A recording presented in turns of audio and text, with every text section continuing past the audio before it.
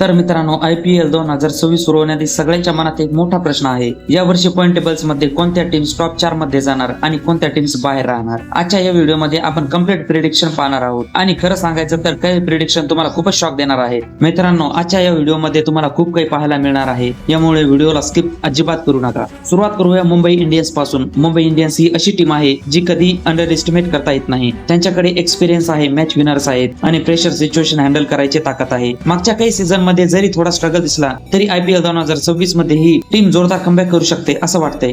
त्यामुळे माझ्या मते मुंबई इंडियन्स ही टीम यावर्षी टॉप 4 मध्ये नक्की दिसू शकते. मित्रांनो, एक छोटीशी विनंती, जर तुम्हाला आपला व्हिडिओ आवडला तर नक्की लाईक करा आणि चॅनलला सबस्क्राईब करा, कारण तुमचा एक सपोर्ट आम्हाला अजून मोटिवेशन देतो असे भन्नाट IPL चे व्हिडिओ बनवायला. आता बोलूया चेन्नई सुपर किंग्स बद्दल. CSK म्हणजे कन्सिस्टन्सीचं दुसरं नाव आहे. या टीम मध्ये एक्सपिरियन्स आहे, स्मार्ट कॅप्टन्सी आहे आणि सर्वात महत्त्वाचं म्हणजे प्रेशर मध्ये शांत राहण्याची सवय आहे. त्यामुळे CSK ला बाहेर ठेवणं खूप कठीण आहे. माझ्या प्रिडिक्शन मध्ये चेन्नई सुपर किंग्स ही टीम टॉप 4 मध्ये ऑलमोस्ट फिक्स आहे. आता येथे रॉयल चॅलेंजर्स बेंगलोर. RCB ही टीम नेहमी स्ट्रॉंग दिसते पण प्रेशर मध्ये थोडी कमजोर पडते. फॅन्सच्या अपेक्षा खूप मोठ्या आहेत आणि यावर्षी टीम बॅलन्स चांगला आहे, पण तरीही काहीतरी मिसिंग फॅक्टर जाणवतोय. त्यामुळे RCB या वर्षी टॉप 4 मध्ये येईल का नाही हे खूप 50-50 सिच्युएशन आहे. कोलकाता नाईट रायडर्स बद्दल बोलायचं झालं तर KKR ने मागच्या सीझन मध्ये सगळ्यांना सरप्राईज दिला. या टीम कडे यंग टॅलेंट आणि एक्सपिरियन्स प्लेयर्स यांचा छान बॅलन्स आहे. जर यांनी कन्सिस्टन्सी मेंटेन केली तर KKR ही टीम सहज टॉप 4 मध्ये जाऊ शकते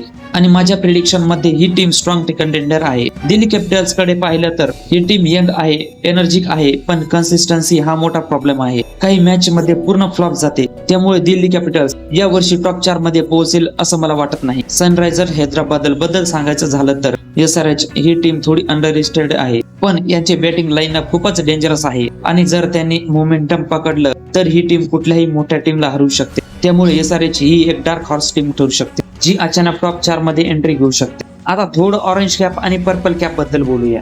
बॅटिंग मध्ये मला वाटतं विराट कोहली किंवा शुभमन गिल यांपैकी कोणी एक ऑरेंज कॅप जिंकू शकतो आणि बॉलिंग मध्ये जसप्रीत बुमराह किंवा रशीद खान हे पर्पल कॅप साठी स्ट्रॉंग कंटेंडर आहे. आता तुम्ही मला सांगा, तुमच्या मते IPL 2026 मध्ये कोणत्या टीम्स टॉप 4 मध्ये जाणार आणि कोणती टीम ट्रॉफी जिंकणार कमेंट मध्ये नक्की लिहा. जर तुम्हाला हा व्हिडिओ आवडला असेल तर लाईक करायला विसरू नका आणि अशाच IPL च्या भन्नाट अपडेट साठी, अनालिसिस साठी चॅनलला सबस्क्राईब करा. आपण भेटूया पुढच्या व्हिडिओ मध्ये. धन्यवाद.